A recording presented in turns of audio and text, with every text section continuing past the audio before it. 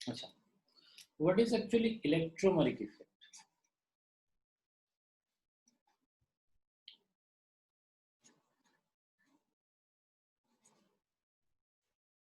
होता क्या है एक्चुअली इलेक्ट्रोमेरिक?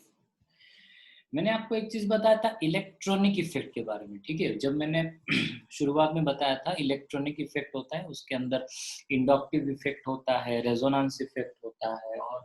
बाकी जो भी है, ठीक है, वो सब इफेक्ट होता है। तो इलेक्ट्रॉनिक इफेक्ट अलग है, इलेक्ट्रोमेरिक इफेक्ट अलग है। इलेक्ट्रॉनिक इफेक्ट के अंडर आता है inductive effect, mesomeric effect, electromeric effect, conjugation, hyper conjugation, those all comes under the electronic effect.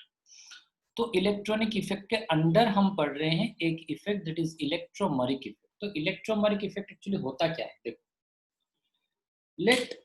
CH2 double bond CH2, ये carbon number, let us consider this one is carbon number 1, this one is carbon number 2। तो यहां पर जो दो electron share हुए हैं, definitely एक तो कार्बन नंबर 1 का है, दूसरा कार्बन नंबर 2 का है।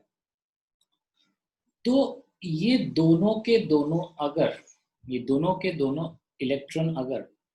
हेटेरोलाइटिक फिजन जाते हैं, ठीक है, हेटेरोलाइटिक फिजन या फिर हेटेरोलाइटिक क्लीवेज होता क्या है, तो जैसे आप लोगों को मैंने बताया था कि हेटेरोलाइटिक क्लीवेज होता है मतलब अनइक्वल डिवीजन। होमोलाइटिक क्लीवेज से क्या होता है कि बीच में से, ठीक है, कोई बॉन्ड है ना, ऐसा कार्बन कार्बन का बॉन्ड है, अगर वो बीच में से ऐसे क्लासिफाई हो, बीच में से अगर क्लीवेज होता है तो इसका एक इलेक्ट्रॉन इसके पास, इसका एक इलेक्ट्रॉन इसके पास, that is known as homolytic fission. Now we are discussing heterolytic fusion, ठीक है। अगर हम हेटेरोलाइटिक फ्यूजन को कंसीडर करेंगे तो जिसकी कंजुगेशन वगैरह में ले रहे थे, तो ये दोनों के दोनों इलेक्ट्रॉन इट विल बी इसके ऊपर चले गए, तो finally it will convert into CS2 CH2। ये जो नंबर 2 इलेक्ट्रॉन है, डेफिनेटली उसने क्या किया हुआ है, एक इलेक्ट्रॉन यहां से गेन किया हुआ है, तो it will have minus charge. And ये नंबर 1 कार्बन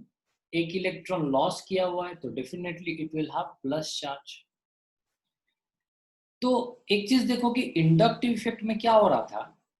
कि कहीं पर भी electron was partially shifted, electron कोई एक डायरेक्शन में पार्शियली, थोड़ा सा मतलब बॉन्ड में उधर चला जाता था, पार्शियली शिफ्ट होता था। लेकिन अगर हम यहां पर कंसिडर करेंगे इलेक्ट्रोमेरिक इफेक्ट में, वो कंप्लीटली शिफ्ट हो गया, पूरा बॉन्ड ही टूट गया, ठीक है। तो that's the difference between the point की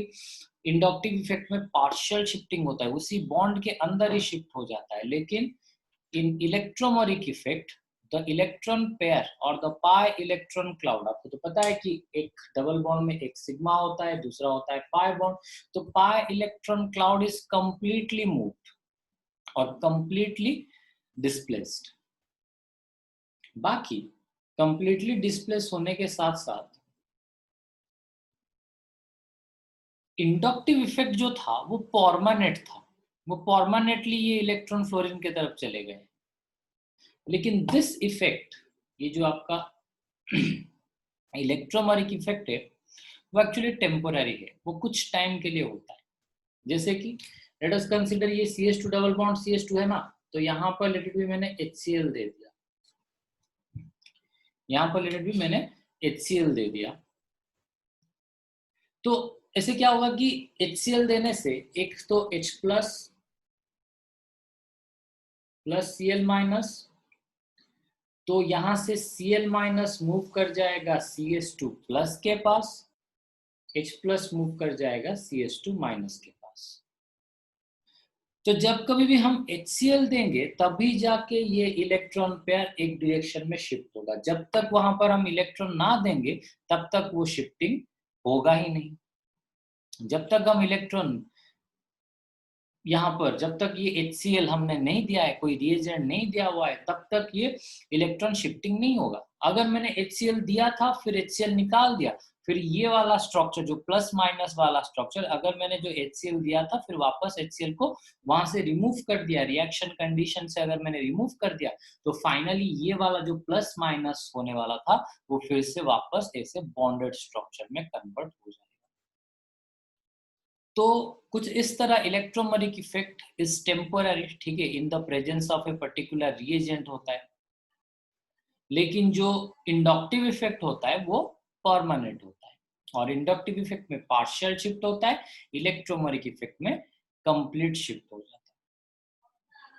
है। ओके, तो that's all about your electromeric effect. अच्छा, मुझे एक चीज बताओ, लेट अस कंसीडर CH3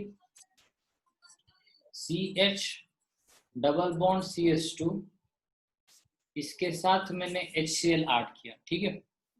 तो यहाँ पर ये इलेक्ट्रॉन पेयर किधर मूव करेगा, मे भी इधर मूव कर सकता है या फिर उधर मूव कर सकता है, लेकिन प्रिफरेबली किधर मूव करेगा। तो अगर आप लोगों को मार्कोनिकॉव्स रूल याद होगा, तो मार्कोनिकॉव्स रूल बताने के टाइम में मैंने आपको उसका कंसेप्ट भी बताया था, एक्चुअली मार्कोनिकॉव्स रूल किसके बेसिस में होता है, ठीक है, उसका कंसेप्ट भी मैंने आपको बताया था। तो एक्चुअली ये जो CH3 है, it is plus I effect group, उसका प्लस इंडक्टिव इफेक्ट है, तो डेफिनेटली ये क्या करेगा कि अपना ये जो इलेक्ट्रॉन्स है, तो डेफिनेटली ये इधर से रिपेल करेगा, तो ये जो इलेक्ट्रॉन रिपेलिंग कैपेसिटी है, ये CH3 ग्रुप का जो इलेक्ट्रॉन रिपेलिंग कैपेसिटी है, इसके वजह से यहाँ पर जो दो इलेक्ट्रॉन है, definitely they will move to this carbon, वो इस कार्बन को मूव करने की कोशिश करेंगे, इस कार्बन के पास जाने की कोशिश करेंगे, ना कि बीच वाले कार्बन। तो सोच लो कि अगर यहाँ पर जाने की कोशिश किए तो क्या हो जाएगा, CH3, ये वाला कार्बन हमारा क्या करेगा, इलेक्ट्रॉन लॉस करेगा, CH प्लस, फिर single bond CH2 minus plus H plus plus Cl minus, तो definitely H plus will move to this, Cl minus will move to this, ठीक है। तो ये हो गया आपका electron shifting in the presence of plus I effect, जो कि आप लोगों ने पढ़ा था कब, during the Markovnikov's rule. Markovnikov's rule में हमने एक बस फॉर्मूला को याद रखने की कोशिश किया था, कि मैंने तो वहां पर कंसेप्ट बताया था, यही जो कंसेप्ट है मैंने वहां पर भी बता दिया था, लेकिन वहां पर एक रूल होता था, बस एक रूल के अकॉर्डिंग हमको फॉलो करना पड़ता था कि the negative part of the addendum will be connected to that carbon atom in which less number of hydrogen is there. Markovnikov's rule के अकॉर्डिंग पूरा स्टेटमेंट लिखा हुआ है, the negative part of the addendum will be connected to that carbon atom in which less number of hydrogen is there, ठीक है। तो उस हिसाब से यहाँ पर लग रहा था, ठीक है, अगर हम मार्कोनिकॉव्स रूल को सिर्फ रट्टा मारे तो, ठीक है, लेकिन अगर पर्टिकुलरली आप मार्कोनिकॉव्स रूल को फॉलो करोगे, ठीक है, पर्टिकुलरली अगर आप मार्कोनिकॉव्स रूल को फॉलो करोगे, एक्चुअली उसमें क्या देना चाह रहा है वो, ठीक है, due to this reason negative part actually connects with this carbon, ठीक है, यही रीजन की वजह से, यही कंसेप्ट की वजह से, या फिर यही मैकेनिज्म की वजह से ये नेगेटिव पार्ट क्या होता है, यहाँ पर आके कनेक्ट हो जाता है, ठीक है, हो गया। तो अगर यहाँ पर लेट अस कंसीडर, मैंने यहाँ पर एक माइनस इफेक्ट ग्रुप लगाया है, तो डेफिनेटली क्या होगा,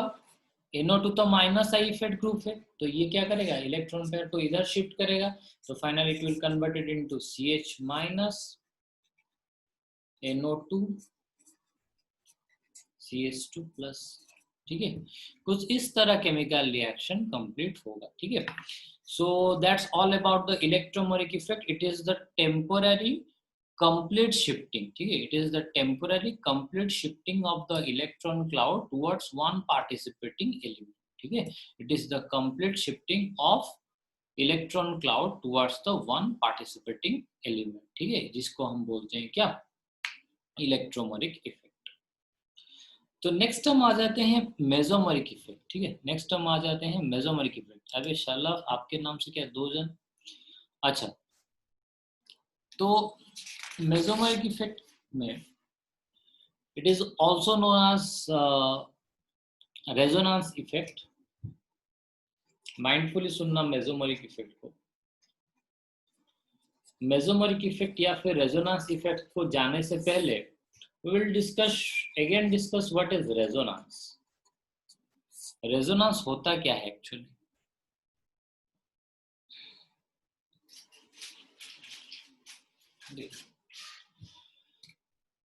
तो the simplest example for us is benzene, ठीक है, हमारे लिए बेंजीन सबसे सिंपलेस्ट एग्जाम्पल है। ये carbon number 1, carbon number 2, carbon number 3, ये कार्बन नंबर 4, कार्बन नंबर 5, ये कार्बन नंबर 6। बाकी यहाँ पर hydrogen, hydrogen, hydrogen, hydrogen, hydrogen, hydrogen, ठीक है, कुछ इस तरह है। तो यहाँ पर कार्बन नंबर 1 और कार्बन नंबर 2 के अंदर यहाँ पर एक इलेक्ट्रॉन, यहाँ पर एक इलेक्ट्रॉन शेयर हुए हैं, तो एक ये वाला इलेक्ट्रॉन कार्बन नंबर 1 का, ये वाला इलेक्ट्रॉन कार्बन नंबर 2 का। यहाँ पर जो दो इलेक्ट्रॉन शेयर हुए हैं, एक कार्बन नंबर 3 का, दूसरा कार्बन नंबर 4 का। उसी तरह यहाँ पर जो दो इलेक्ट्रॉन शेयर हुए हैं, एक कार्बन नंबर 5 का, एक कार्बन नंबर 6 का, ठीक है। तो कुछ इस तरह इलेक्ट्रॉन्स वगैरह यहाँ पर अरेंज हुए हैं, ठीक है। तो अगर हम कंसिडर करेंगे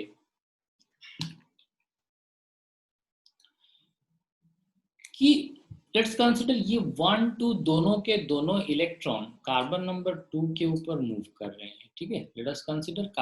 जो 1 2 दोनों के दोनों इलेक्ट्रॉन ये कार्बन नंबर 2 के ऊपर मूव कर रहे हैं। तो मूव करने से क्या होगा, फिर देखो माइंडफुली इसको देखो। तो इस कार्बन के ऊपर नेगेटिव चार्ज आ जाएगा और इस कार्बन के ऊपर पॉजिटिव चार्ज आ जाएगा, क्योंकि ये वाला कार्बन नंबर 1 क्या करेगा, अपना इलेक्ट्रॉन लॉस करेगा, और कार्बन नंबर 2 जो है वो अपना और एक electron, extra electron, that is carbon number 1 का इलेक्ट्रॉन गेन करेगा। अगेन अच्छा,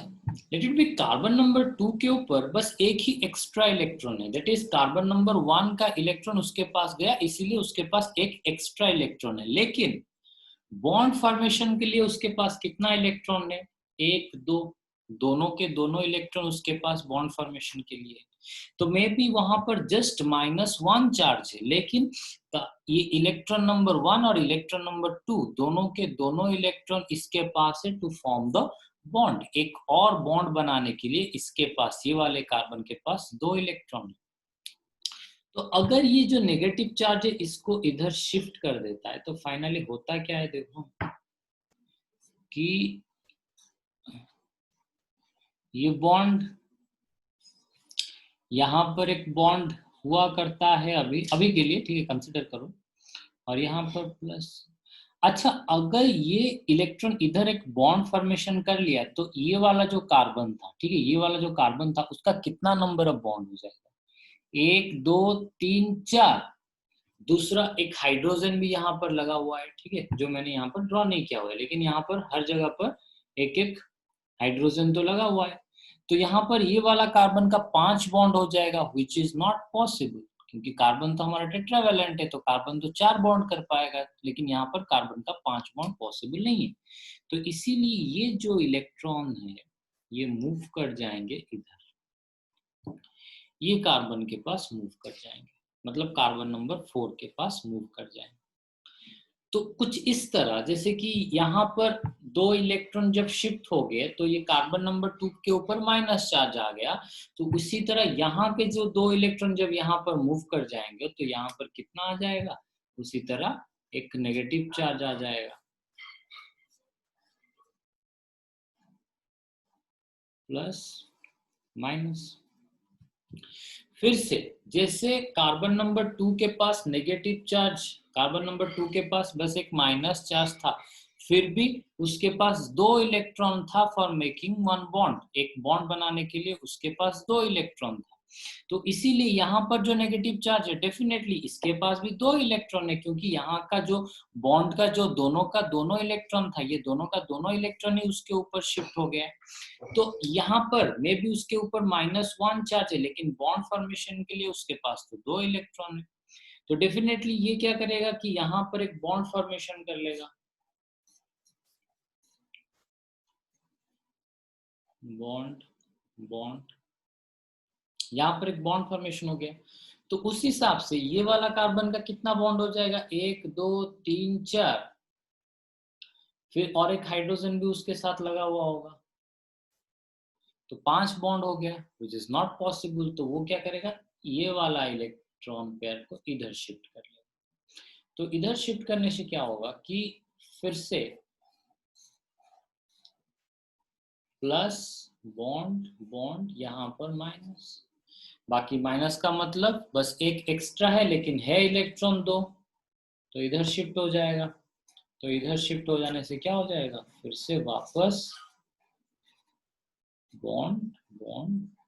तो यू कैन कंसिडर कि कार्बन नंबर 1 और कार्बन नंबर 2 के अंदर बॉन्ड था, डबल बॉन्ड, ठीक है। You can see here carbon number 1 और कार्बन नंबर 2 के अंदर डबल बॉन्ड था, कार्बन नंबर 1 और कार्बन नंबर 6 के अंदर सिंगल बॉन्ड था, कार्बन नंबर 1 और कार्बन नंबर 6 के अंदर सिंगल बॉन्ड था। फिर भी हम कार्बन नंबर 1 और कार्बन नंबर 2 के अंदर, माइंडफुली सुनो, कार्बन नंबर 1 और कार्बन नंबर 2 के अंदर डबल बॉन्ड था, कार्बन नंबर 1 कार्बन नंबर 6 के अंदर सिंगल बॉन्ड था, लेकिन due to this type of conjugation, ठीक है, due to this type of conjugation और this type of resonance structure, क्या हो गया, ये जो इलेक्ट्रॉन पेयर है, मतलब ये कार्बन नंबर 1 और कार्बन नंबर 2 के अंदर जो इलेक्ट्रॉन पेयर थे वो मूव कर गए कहाँ तक, मतलब वो शिफ्ट हो गए, अपने पोजीशन को चेंज कर लिए। कार्बन नंबर 1 और कार्बन नंबर 2 जिसके अंदर डबल बॉन्ड था, अभी वहां पर सिंगल बॉन्ड, और जहां पर पहले सिंगल बॉन्ड हुआ था तब वहां पर क्या हो गया, अभी डबल बॉन्ड हो गया,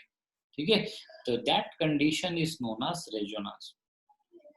बाकी याद रखना कि रेजोनेंस इंक्रीजेस स्टेबिलिटी, ठीक है। रेजोनेंस का अगर आप डेफिनेशन पूछेगा कहीं पर, तो it is the continuous movement of pi electron cloud through out the molecule, ठीक है। पाई इलेक्ट्रॉन क्लाउड का through out the molecule move करने की टेंडेंसी को बोलते हैं रेजोनेंस स्ट्रक्चर। अच्छा, बाकी रेजोनेंस कंडीशन में एक चीज देखो कि रेजोनेंस मॉलिक्यूल का स्टेबिलिटी बढ़ा देता है। स्टेबिलिटी का एक्चुअली मतलब किस हिसाब से है कि ये देखो, नॉर्मली जो आपका स्टेबिलिटी होता है, मतलब वो जो मॉलिक्यूल है वो अपने पोजीशन में रहने की बहुत ही ज्यादा कोशिश करेगा, वो कोई दूसरे पोजीशन को जाने की या फिर दूसरे केमिकल रिएक्शन को करने की, दूसरे क्या, वो केमिकल रिएक्शन करने की ही कोशिश नहीं करेगा, वो अपने फॉर्म में ही स्टेबल होगा, वो कभी भी और रिएक्शन जाके अपने बॉन्ड, मतलब अपने मॉलिक्यूलर अरेंजमेंट, अपना बॉन्ड के अंदर स्ट्रक्चरल चेंजेस करने की कोशिश नहीं करेगा, अगर वो स्टेबल हुआ तो।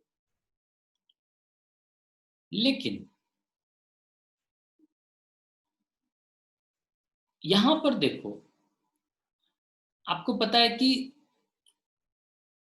एक मॉलिक्यूल के अंदर pi bond is actually quite weaker then the sigma bond. तो कोई भी एलिमेंट अगर यहाँ पर आके रिएक्शन करने की कोशिश करेगा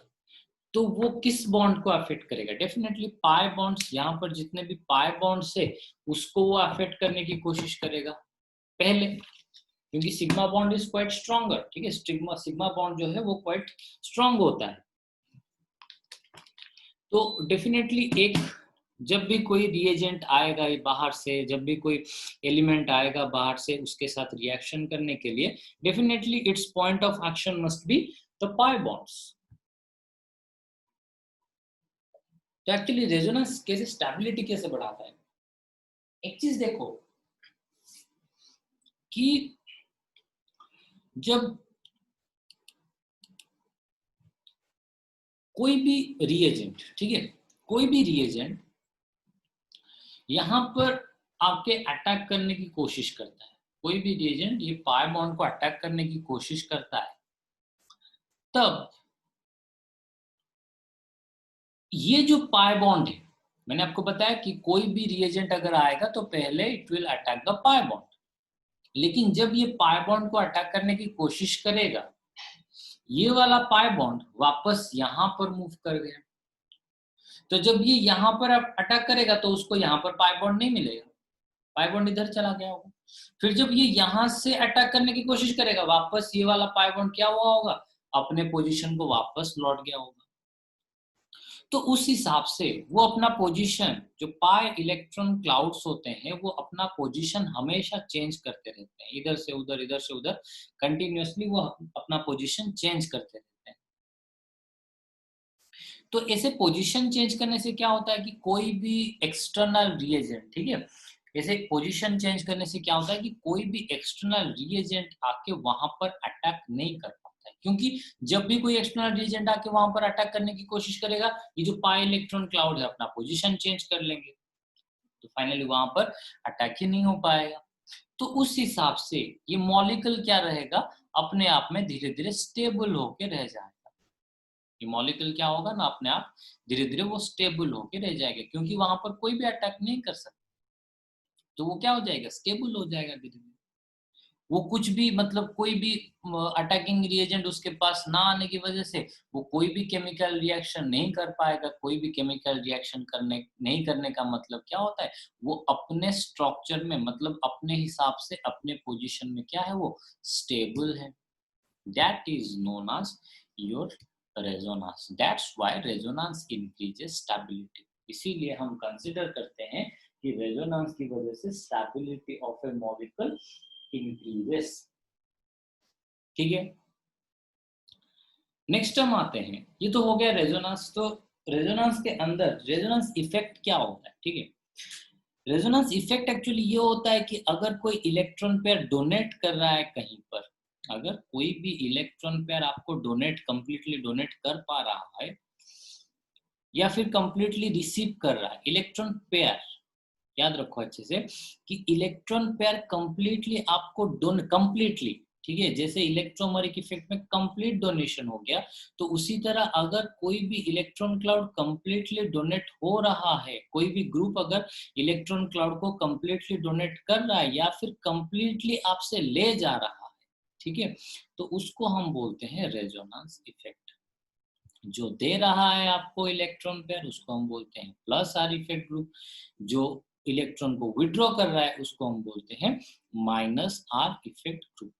और माइनस एम इफेक्ट ग्रुप भी उसको बोलते हैं, और माइनस रेजोनेंस इफेक्ट। तो उस हिसाब से क्या होता है कि जो माइनस रेजोनेंस इफेक्ट होता है, या फिर माइनस मेसोमेरिक इफेक्ट होता है, या फिर प्लस रेजोनेंस इफेक्ट होता है, या फिर प्लस मेसोमेरिक इफेक्ट होता है, तो उसका मैं एक पर्टिकुलर एग्जांपल दे देता हूँ। Let us consider plus R effect group होता है आपका OH, ठीक है, OH group, that is alcohol का जो ग्रुप होता है, वो होता है आपका प्लस आर इफेक्ट। तो उस हिसाब से अगर हम कंसीडर करेंगे, तो देखो, let us consider this one is benzene ring, इसके ऊपर OH है, और बाकी ऑक्सीजन के ऊपर देयर आर 2 इलेक्ट्रॉन पेयर, ठीक है, just hold a second. Oxygen, तो होगा क्या कि लेट अस कंसीडर ये जो O के ऊपर जो ऑक्सीजन पेयर है, ठीक है, ऑक्सीजन, ये जो O के ऊपर जो भी, सॉरी, इलेक्ट्रॉन पेयर है, तो वो दोनों के दोनों इलेक्ट्रॉन लेट अस कंसीडर इस बॉन्ड के ऊपर आ गए, ठीक है, ये कार्बन ऑक्सीजन बॉन्ड के ऊपर आ गए। तो फाइनली होगा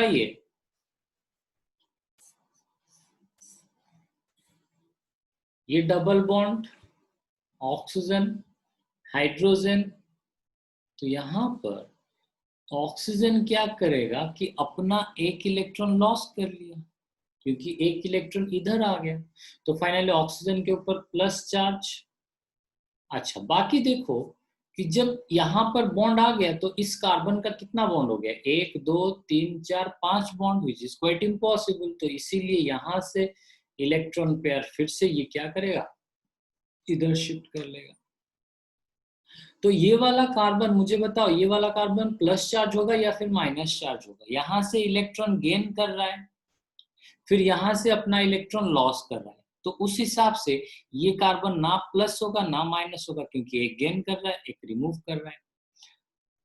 तो finally this one will converted into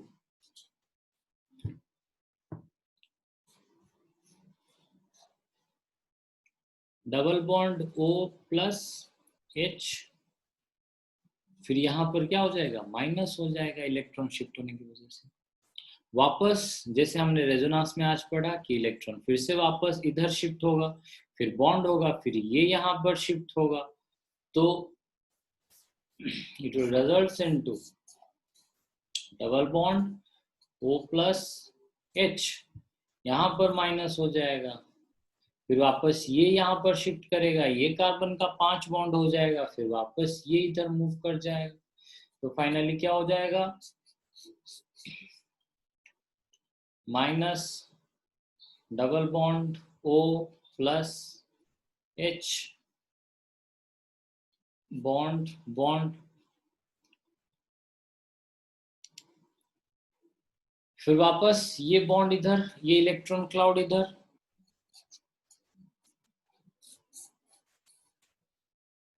तो यहाँ पर फिर से बॉन्ड बॉन्ड बॉन्ड, तो ये जो डबल बॉन्ड है इस कार्बन का कितना बॉन्ड हो जाएगा, 5 बॉन्ड हो जाएगा, ये कार्बन का वापस से 1 2 3 4 5 बॉन्ड हो जाएगा, तो ये वापस से अपना इलेक्ट्रॉन अपने तरफ ले जाएगा, फिर वापस ऑक्सीजन विल बी न्यूट्रलाइज्ड, ठीक है, ऑक्सीजन भी क्या होगा, न्यूट्रल। तो through out this process you can see,